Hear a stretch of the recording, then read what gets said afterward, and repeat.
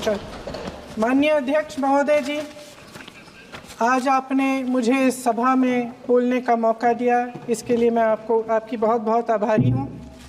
सबसे पहले जो सुरक्षाकर्मी, जो जवान अफसर 13 दिसंबर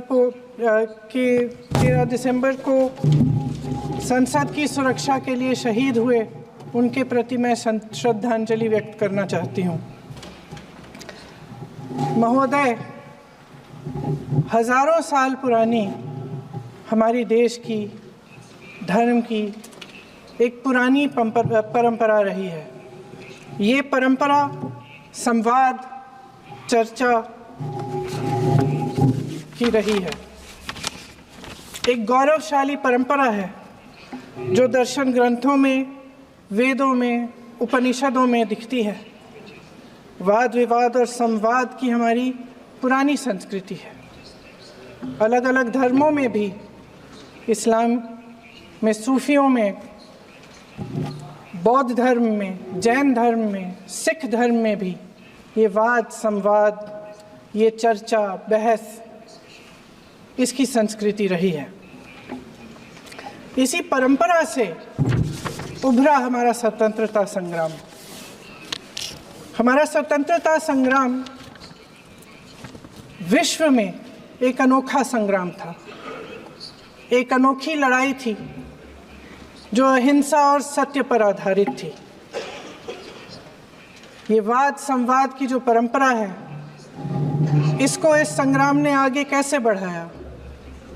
क्योंकि ये जो संग्राम था, ये जो लड़ाई थी हमारी आज़ादी के लिए, एक बेहद लोकतांत्रिक लड़ाई थी।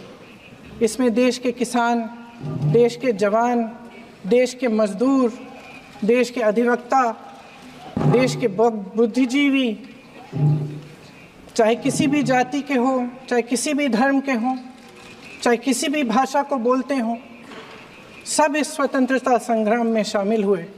सब ने हमारे देश की आज़ादी की लड़ाई लड़ी।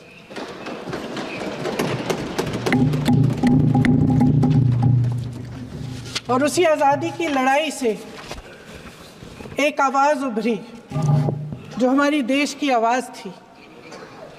वो आवाज़ ही आज हमारा संविधान है।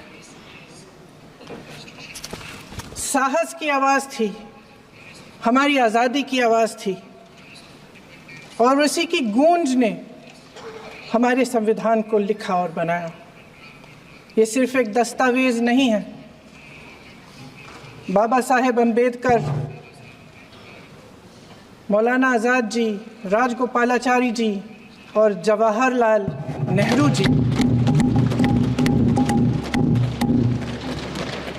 और उस समय के तमाम नेता, जैसे आपने कहा, इस संविधान को बनाने की जो कार्य में सालों के लिए जुटे रहे। हमारा संविधान इंसाफ, उम्मीद, अभिव्यक्ति और आकांक्षा की वो ज्योत है जो हर हिंदुस्तानी के दिल में जलती है। अध्यक्ष महोदय, इस ज्योत ने हर एक भारतीय को ये पहचानने की शक्ति दी कि उसे न्याय मिलने का अधिकार है, कि उसमें अपने अधिकारों के लिए आवाज़ उठाने की क्षमता है, कि जब वो आवाज़ उठाएगा तो सत्ता को उसके सामने झुकना पड़ेगा। इस संविधान ने हर एक देशवासी को ये अधिकार दिया कि वो सरकार बना भी सकता है और सरकार बदल भी सकता है। ये ज्योत जो हर हिंदुस्तानी के दिल में जलती है, उसने हर हिंदुस्तानी को ये विश्वास दिया कि देश की संपत्ति में, देश की दौलत में, संसाधनों में उसका भी हिस्सा है, कि उसे एक सुरक्षित भविष्य की उम्मीद का अधिकार है, कि देश बनाने में भी उसकी भागीदारी है। उम्मीद और आशा की ये ज्योत मैंने देश के कोने कोने में खुद देखी है।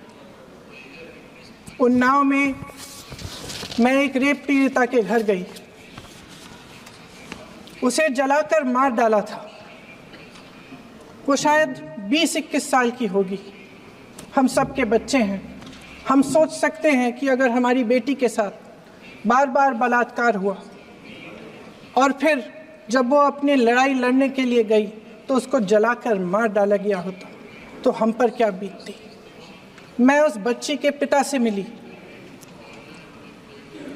उसके खेत जलाए गए थे, उसके भाइयों को पीटा गया था, उसके पिता को बाहर से घर के बाहर घसीट कर मारा गया था। उस पिता ने मुझे बताया कि बेटी, मुझे न्याय चाहिए। मेरी बेटी अपने एफआईआर को दर्ज करने के लिए जब ज़िले में गई तो उसको मना किया गया। अगले ज़िले में जाना पड़ा उसे। वो रोज़ सुबह 6 बजे उठकर तैयार होकर अकेली अपने मुकदमे को लड़ने के लिए अगले ज़िले में ट्रेन से जाती थी। उसके पिता ने मुझे कहा कि मैंने उससे कहा, बेटी अकेले मत जाओ, छोड़ दो ये लड़ाई। लेकिन उसकी बेटी ने उसको जवाब दिया कि नहीं पिताजी, मैं अकेली जाऊंगी, मैं लड़ूंगी, ये मेरी लड़ाई है, मैं इसको लड़ूंगी। ये लड़ने की क्षमता, ये हिम्मत उस लड़की को और करोड़ों भारत की नारियों को हमारे संविधान ने दी। आगरा में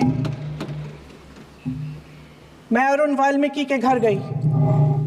अरुण वाल्मीकि पुलिस स्टेशन में काम करता था, सफाई का काम करता था। आप सोच सकते हैं हमारी तरह उसका भी परिवार था। नई नई शादी हुई थी, 2-3 महीनों का बच्चा था। पुलिस स्टेशन में चोरी हो गई। चोरी का इल्ज़ाम उस पर लगाया गया। उसके पूरे परिवार को उठाकर पुलिस स्टेशन में ले गए। आप हंस रहे हैं, लेकिन ये गंभीर बात है। और क्या गंभीर बात? शर्म करो, शर्म।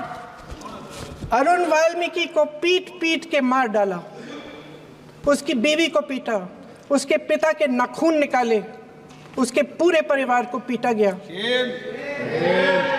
जब मैं उस जवान महिला से मिलने गई जो अभी अभी विधवा हुई थी, तो उसने मुझे कहा कि दीदी, हमें सिर्फ एक चीज़ चाहिए, हमें न्याय चाहिए और हम इस न्याय के लिए लड़ते रहेंगे, चाहे कुछ भी हो जाए।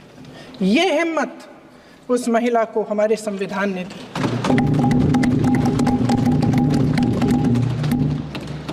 संभल के कुछ लोग आए थे हमसे मिलने, जो मृतकों के परिवार के सदस्य थे।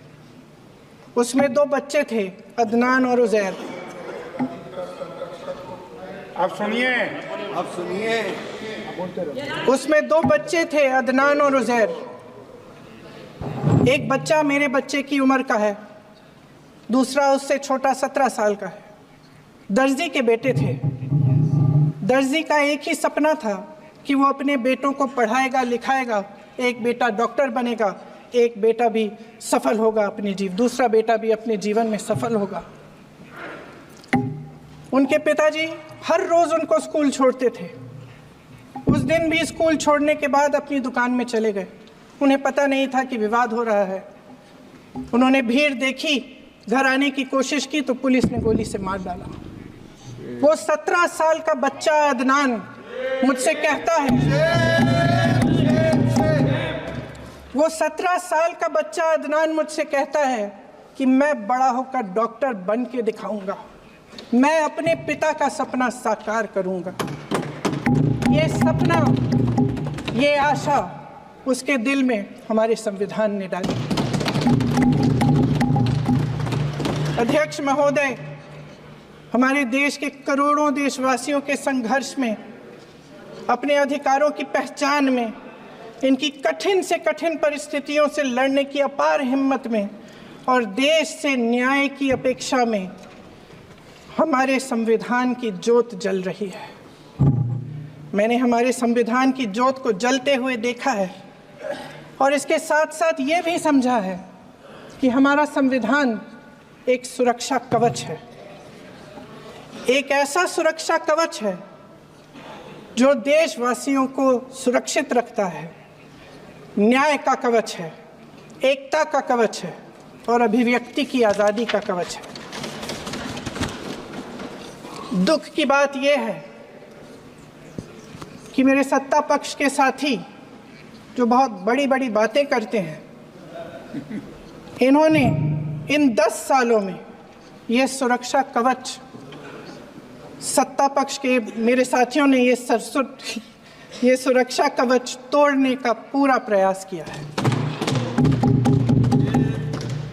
संविधान में सामाजिक, आर्थिक और राजनीतिक न्याय का वादा है। ये वादा एक सुरक्षा कवच है जिसको तोड़ने का काम शुरू हो चुका है। लैटरल एंट्री और निजीकरण के जरिए ये सरकार आरक्षण को कमजोर करने का काम कर रही है। अगर लोकसभा में ये नतीजे नहीं आए होते तो ये संविधान बदलने का काम भी शुरू कर लेते। सच्चाई ये है अध्यक्ष महोदय कि आज संविधान बार बार इसलिए कह रहे हैं क्योंकि इस चुनाव में इनको पता चल गया कि इस देश की जनता ही इस संविधान को सुरक्षित रखेगी,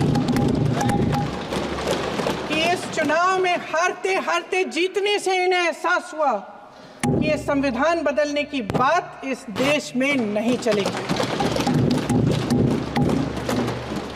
आज जनता की मांग है कि जाति जनगणना हो।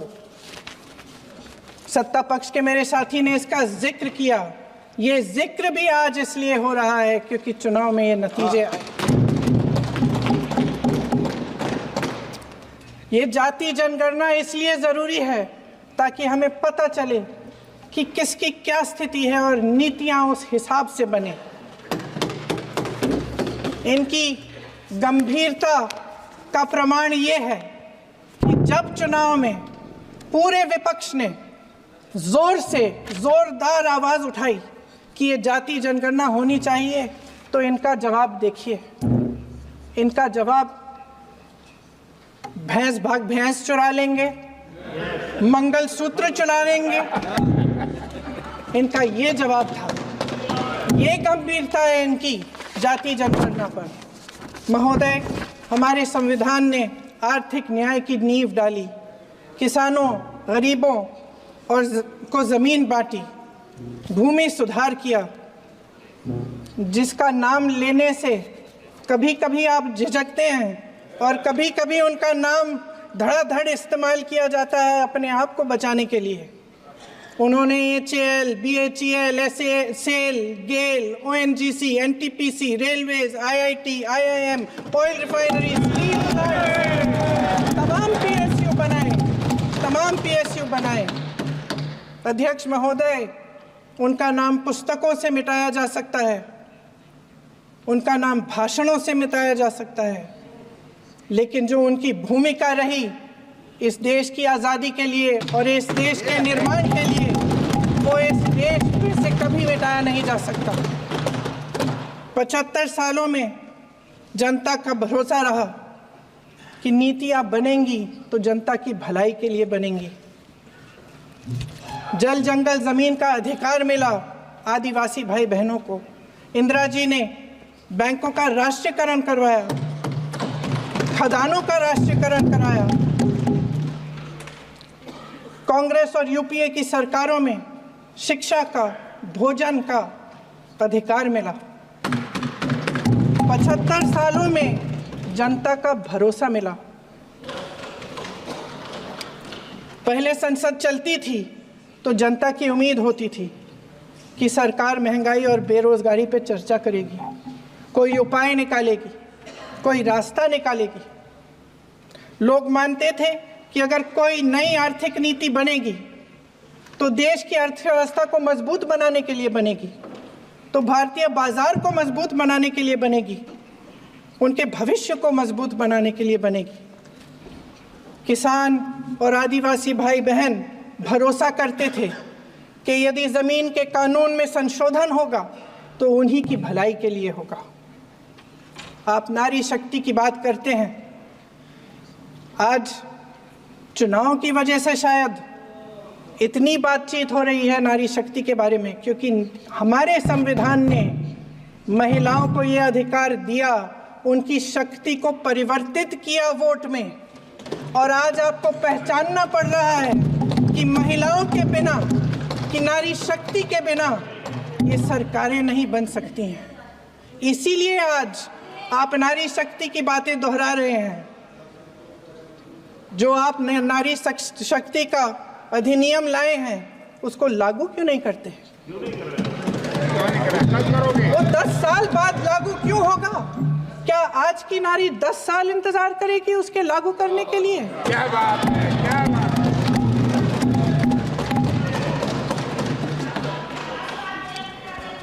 आज संसद में बैठे हुए सत्ता पक्ष के मेरे साथी ज्यादा से ज्यादा अतीत की बातें करते हैं।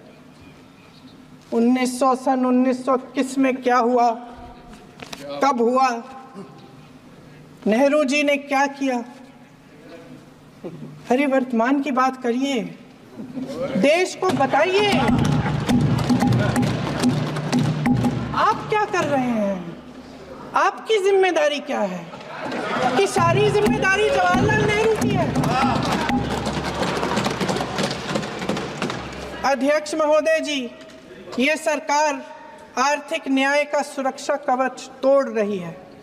आज संसद में बैठी ये सरकार बेरोजगारी और महंगाई से जूझ रही हमारी जनता को क्या राहत दे रही है? कृषि के कानून भी बड़े बड़े उद्योगपतियों के लिए बन रहे हैं। सही एमएसपी को छोड़िए, डीएपी तक नहीं मिल रहा है।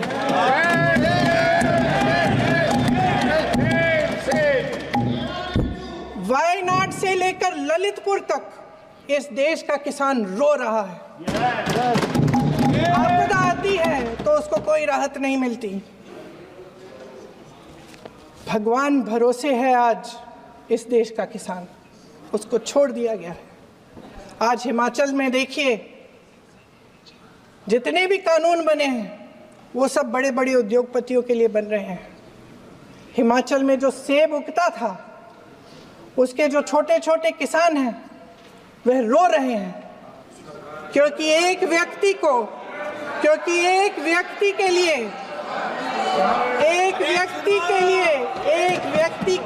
सब कुछ बदला जा रहा है। सुनने की हिम्मत रखो।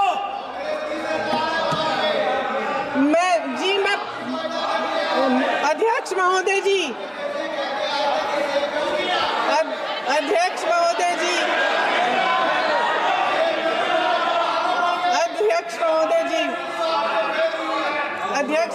जी, अडानी जी को सारे कोल्ड स्टोरेज प्रदेश की सरकार ने नहीं दिए। अडानी जी को सारे कोल्ड स्टोरेज आपकी सरकार ने दिए हैं। देश देख रहा है कि एक व्यक्ति को बचाने के लिए 142 करोड़ देश की जनता को नकारा जा रहा है। सारे बिजनेस, सारे संसाधन, सारी दौलत, सारे मौके एक ही व्यक्ति को सौंपे जा रहे हैं। सारे बंदरगाह, एयरपोर्ट्स, सड़कें, रेलवे का काम, कारखाने, खदाने, सरकारी कंपनियां सिर्फ एक व्यक्ति को दी जा रही है। जनता के मन में हमेशा ये विश्वास होता था कि अगर कुछ नहीं है तो संविधान हमारी सुरक्षा करेगा, मगर आज आम लोगों के बीच ये धारणा बनती चली जा रही है कि सरकार सिर्फ अडानी जी के मुनाफे के लिए चल रही है। देश में बहुत तेजी से गैर बराबरी बढ़ रही है। जो गरीब है वो और गरीब हो रहा है, जो अमीर है वो और अमीर हो रहा है। इस सरकार ने आर्थिक न्याय की भी सुरक्षा कवच तोड़ दिया है।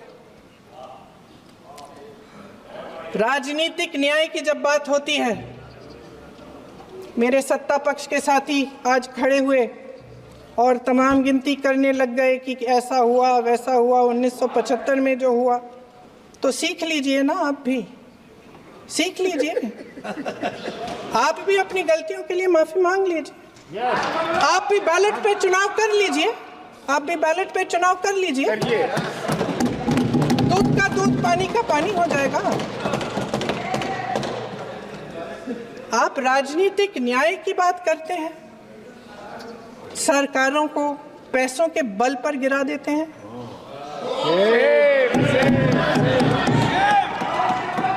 मेरा आग्रह है कि अपन संविधान में सकारात्मक बोले।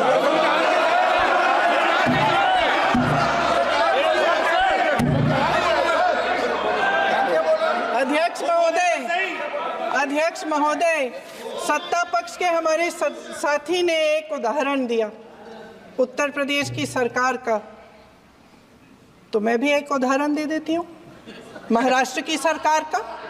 मैं भी एक उदाहरण दे देती हूँ हिमाचल की सरकार को तोड़ने की कोशिश किसने की, पैसों के बल पे की, गोवा की सरकार। तमाम उदाहरण राजस्थान की। क्या ये सरकारें जनता ने नहीं चुनी थी? क्या संविधान इन पर लागू नहीं था?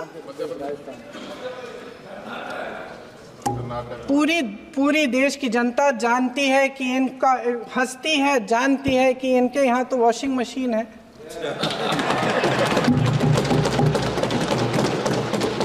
तो यहाँ से वहाँ जाता है, वो धुल जाता है। इस तरफ दाग, उस तरफ स्वच्छता।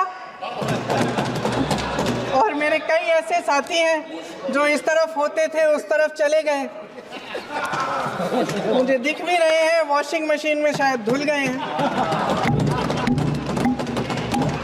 अध्यक्ष महोदय, जहां भाईचारा और अपनापन होता था, जहां हमारे संविधान ने एकता का सुरक्षा कवच दिया था, वहां शक और घृणा के बीज बोए जा रहे हैं। एकता का सुरक्षा कवच तोड़ा जा रहा है। प्रधानमंत्री जी यहाँ सदन में संविधान की किताब को यूं माथे से लगाते हैं, लेकिन संभल में, हाथरस में, मणिपुर में जब न्याय की गुहार आती है, उठती है, तो उनके माथे पे शिकन तक नहीं आता।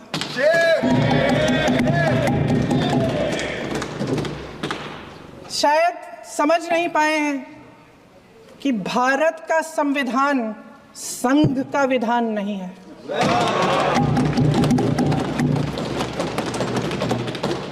भारत के संविधान ने हमें एकता दी, हमें आपसी प्रेम दिया। उस मोहब्बत की दुकान जिस पर आपको हंसी आती है, उसके साथ करोड़ों देशवासी चले। करोड़ों देशवासियों के दिल में एक दूसरे के लिए प्रेम है, घृणा नहीं है।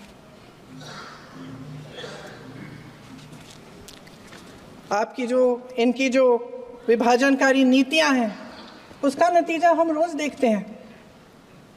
राजनीतिक फायदे के लिए संविधान को छोड़िए, देश की एकता को भी ये रख नहीं सकते, इसकी सुरक्षा नहीं कर सकते। हमने संभल में देखा, मणिपुर में देखा। दरअसल इनका कहना है कि अलग अलग इस देश के अलग अलग हिस्से हैं, कैमरा। लेकिन हमारा संविधान कहता है कि ये देश एक है और ये देश एक रहेगा। जहां खुला विवाद होता था, अभिव्यक्ति का सुरक्षा कवच होता था, इन्होंने भय का माहौल पैदा किया है। सत्ता पक्ष के मेरे साथी अक्सर 75 सालों की बात करते हैं, लेकिन इन 75 सालों में ये उम्मीद, आशा, ये अभिव्यक्ति की ज्योति कभी थमी नहीं, कभी बुझी नहीं। इस देश की जनता ने खुलकर आलोचना की, निडर होकर धरने किए, प्रदर्शन किए। जब जब जनता नाराज हुई, तब तब सत्ता को ललकारा, उसे चेतावनी दी, बड़े से बड़े नेताओं को कटघरे में खड़ा किया, उनसे जवाब मांगा, न्याय मांगा। इस देश के छोटे छोटे से नुक्कड़ की दुकानों में, चाय की दुकानों में, इस देश के घरों में, गलियों में, मोहल्लों में, अखबारों में, प्रकाशन घरों में न्यायपालिकाओं में चर्चा कभी बंद नहीं हुई। लेकिन आज ये माहौल नहीं है। आज जनता को सच बोलने से डराया जाता है, धमकाया जाता है। पत्रकार हो या विपक्ष का नेता हो या किसी यूनिवर्सिटी का प्रोफेसर हो, छात्र संघ हो या कर्मचारियों का संगठन हो, सबका मुंह बंद कराया जाता है। किसी पे ईडी, किसी पे सीबीआई, किसी पे इनकम टैक्स, फर्जी मुकदमे लगवाए जाते हैं, जेल में डाल दिया जाता है। विपक्षी नेताओं को जेल में डाल दिया जाता है, उनको सताया जाता है। किसी को नहीं छोड़ा इस सरकार ने। देशद्रोही कह के उत्तर प्रदेश में मुझे याद है कुछ अध्यापिकाएं प्रदर्शन कर रही थी, उन पर मुकदमा डाल दिया देशद्रोही का, उन्हें देशद्रोही कह दिया। इन्होंने देश का पूरा माहौल भय से भर दिया है। इनकी मीडिया की मशीन झूठ फैलाती है, तरह तरह के आरोप लगाती है, और शायद वह भी भय में ही है। महोदय, मैं इस सदन को याद दिलाना चाहती हूँ कि ऐसा डर का माहौल देश में अंग्रेजों के राज में था। जब इस तरफ बैठे हुए गांधी की विचारधारा वाले लोग आज़ादी की लड़ाई लड़ रहे थे और उस तरफ वाली विचारधारा वाले लोग भय में रहकर अंग्रेजों के साथ साठ-गांठ कर रहे थे। लेकिन अध्यक्ष महोदय, भय का भी अपना स्वभाव होता है। भय फैलाने वाले हमेशा भय का खुद शिकार बन जाते हैं। ये प्रकृति का नियम है। आज इनकी भी यही हालत हो गई है। भय फैलाने के इतने आदी हो गए हैं कि खुद भय में रहने वाले हैं। चर्चा से डरते हैं, आलोचना से घबराते हैं। कई दिनों से हम मांग रहे हैं कि चर्चा करिए, लेकिन चर्चा करने की हिम्मत ही नहीं है।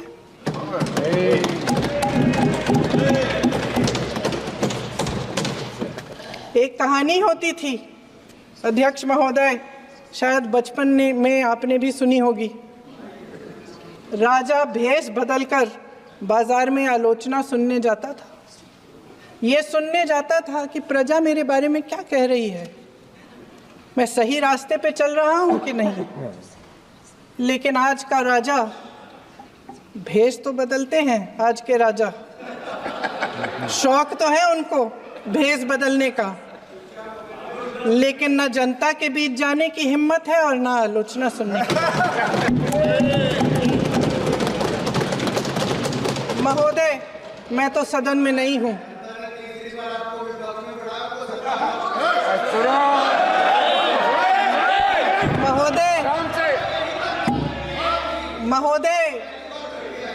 महोदय, जनता में बहुत विवेक है, ये सही है।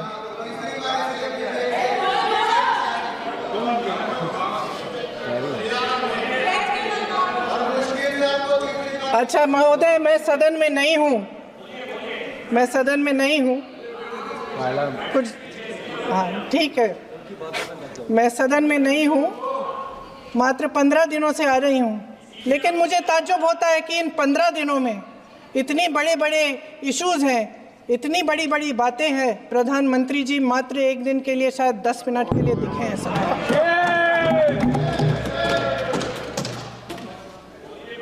बात यह है अध्यक्ष महोदय जी कि ये देश भय से नहीं, साहस और संघर्ष से बना है। इसको बनाने वाले देश के किसान, जवान, देश के करोड़ों मजदूर और गरीब जनता है। संविधान इनको साहस देता है। मेहनती मिडिल क्लास है। और इस देश के जो करोड़ों देशवासी हैं, जो रोजाना भयंकर परिस्थितियों का सामना करते हैं, उनको साहस देता है। वायनाड में जो आपदा आई, उसमें एक छोटा लड़का था 17 साल का। 6 घंटों के लिए उसने अपनी माँ को बचाने की कोशिश की। 6 घंटों के लिए आप सोच सकते हैं कि अगर नदी की धारा बह रही है नाराज है। आप अपनी माँ को पकड़े हो, 6 घंटों के लिए पकड़े रखते हो कि मेरी माँ बच जाएगी, और अंत में वो माँ भी बह जाती है। उस लड़के का साहस, उन महिलाओं का साहस जो पीड़ित हैं लेकिन फिर भी अपनी लड़ाई लड़ रहे हैं, उन संभल के बच्चों का साहस जिनके पिताजी अभी अभी गुजर गए लेकिन फिर भी उनके सपनों को साकार करने की हिम्मत है, उनका साहस है, वो साहस इस संविधान ने दिया है।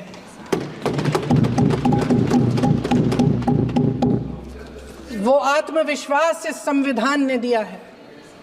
ये देश भय से नहीं चल सकता, ये देश साहस से ही चलेगा। भय की भी सीमा होती है, और जब वो सीमा पार हो जाती है, जब किसी को इतना दबाया जाता है कि उसको लगने लगता है कि अब मेरे पास खोने के लिए कुछ नहीं है, तब उसमें एक ऐसी शक्ति पैदा होती है जिसके सामने कोई कायर खड़ा नहीं हो सकता। ये देश कायरों के हाथों में ज़्यादा देर तक कभी नहीं रहा है। ये देश उठेगा, ये देश लड़ेगा, सत्य मांगेगा, सत्यमेव जयते। जय हिंद। अगले